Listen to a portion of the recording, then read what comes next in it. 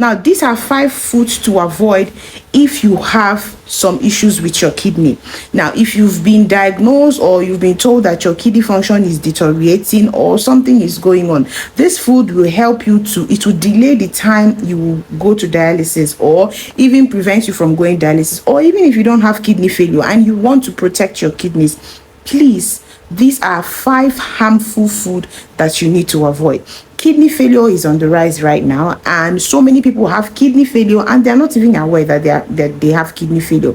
Now, kidney failure, the leading cause of kidney failure is diabetes and high blood pressure unmanaged. Okay, but there are other things that can cause kidney failure for you, which could be lifestyle, some medications, and of course, if it is genetic, it could be genetic. So this is what you should be aware of. Now, number 1 is first of all, my name is Nurse Merit. I'm a nephrologist. I'm a certified nephrology nurse. So kidney is my specialty. So let's get to it. Number 1 is red meat.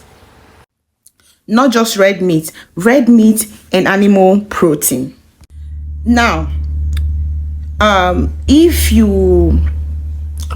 much as protein is good for us, it can help you build your muscles, replenish stored muscles that has been broken down, and of course help you heal quickly.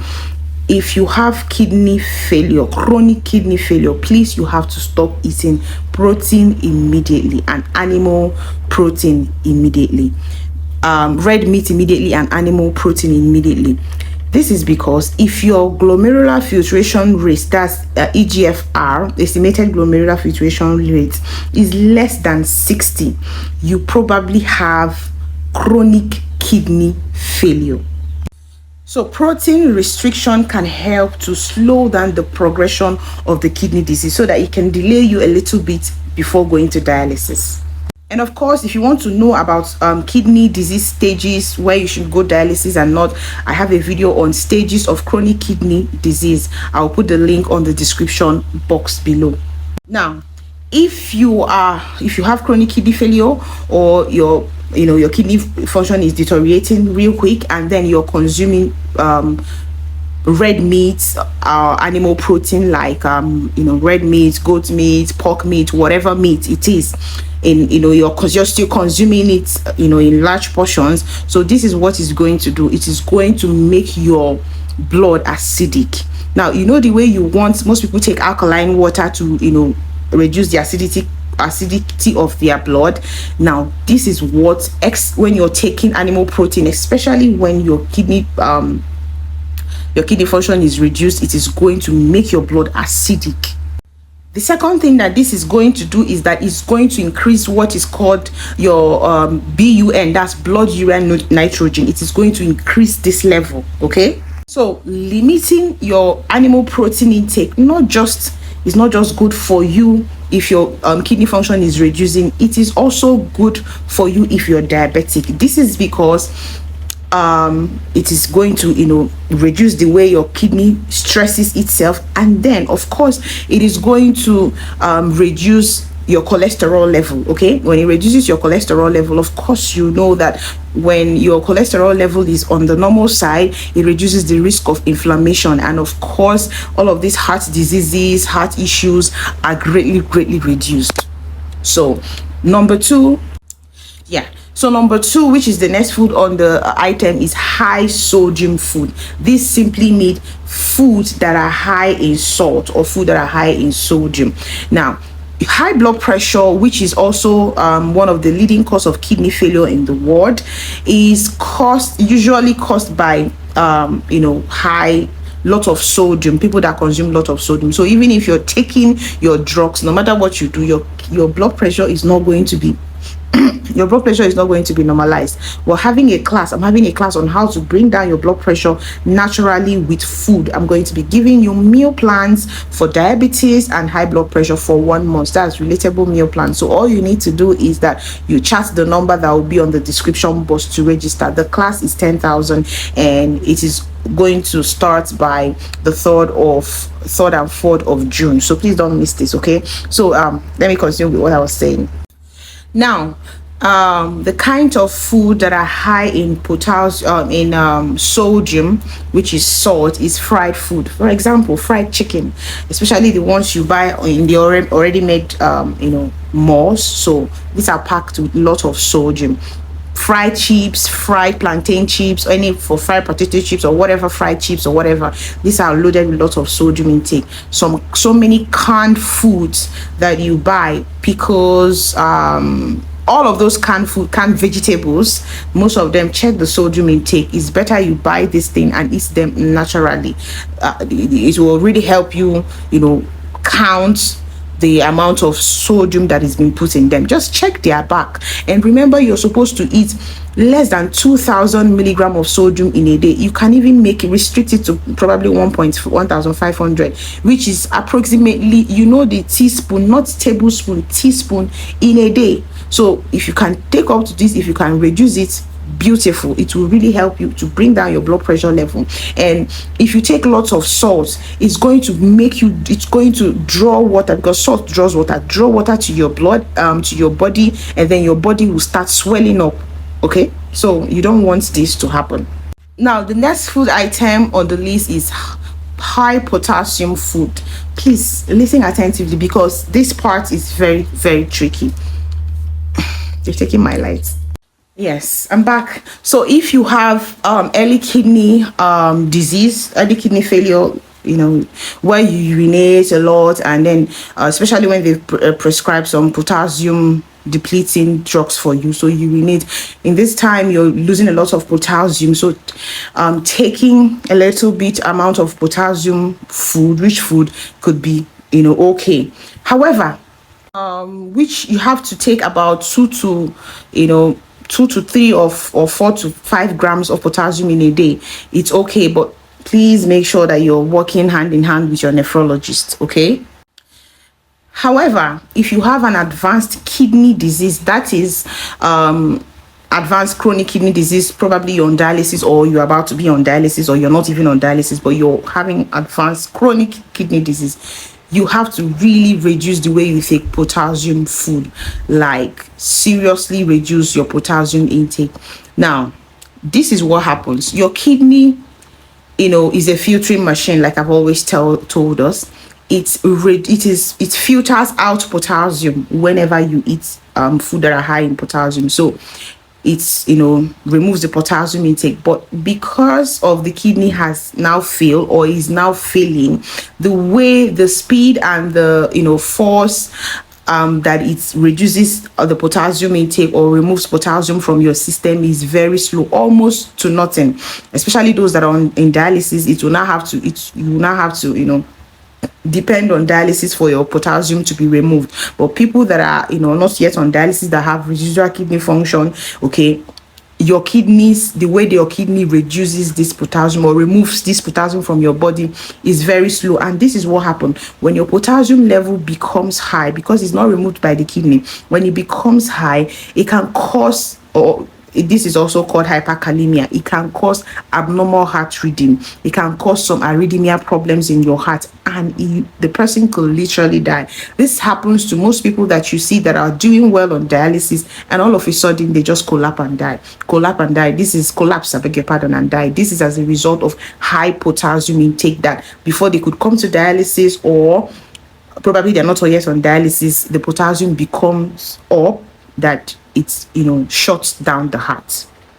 And also, if you have heart failure, because most people that have kidney failure, most of the times they have heart failure. Now they will give you some medication which sometimes increases your potassium, the potassium level in your system. So what you need to do is that you have to stop potassium. You have to restrict potassium rich foods immediately, because this can go up and cause stuffs in your heart. Example of these medications are ACE, spironolactone, beta blockers. These are some classes of antihypertensive drugs, or drugs that makes you urinate a lot.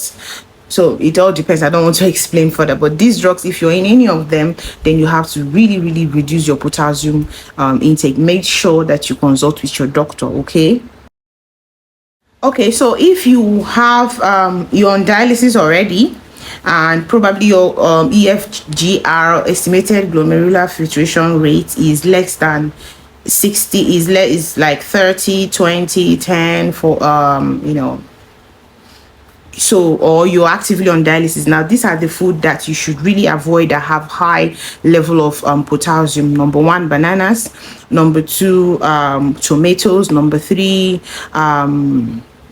avocado, pear, the lot of them, oranges, kiwi, beans sometimes. So these are the food that you really need to avoid if you are on dialysis and your kidney, your EFGR is very low. Number four food we have on the list is processed and packaged food. Please, if you have kidney failure or your kidney is deteriorating or you want to have a healthy kidney, please, you have to avoid processed and packaged foods. Now, what are processed and packaged food? Of course, you should know them, but let me mention some. But before that, let me explain to you how you can notice processed or packaged food. Now, when you enter into a supermarket, the foods that are in the aisle, the food that are in the counters, they are food, though they are in the shelves. Those are processed food and they are not healthy for you. But the foods that are but the food that are in the fridge, they are refrigerated. It means that they can perish very easily, so they are fresh foods. So those ones that are in the cans, okay, packaged already, something is preserving them. Okay, most of them are high in phosphorus, high in sodium, so you really need to avoid some of this packaged food. Okay, now one of the thing about this processed highly processed food is that they have lots of sodium in them, like I've mentioned. And of course, sodium can make you have high blood pressure, and of course, if you're already on dialysis, you know what it means. And of course, they have high level of phosphorus, and phosphorus can make calcium leach out of your body, and it can make your bones break easily by making you have low calcium. Okay, also thing about this packaged food and processed food, highly processed food, is that they have lots of sugar in them, and you have to reduce sugar. You know the role of sugar in developing kidney disease, so please make sure you are a label reader. Read the back of whatever you're picking from the supermarket. Please be aware that the first thing labels they start, the first things they write when you're trying to read a label from the food, they are usually the ones that have high concentration then before the lower ones. Okay, the next thing on the list is that, which is number five, sugary and carbonated drinks. Sugary and carbonated drinks, please, you have to really stop. Sugary and carbonated drinks has lots of preservative in them, and because of these preservatives, which may not be good for you, which are not good for you, I beg your pardon, some of these sodas also have, like the one I don't want to mention names, they have high lots of phosphorus in them, and phosphorus, like I mentioned, can make your bone brittle, especially if you're on dialysis. And also these things have lots and lots of sugar.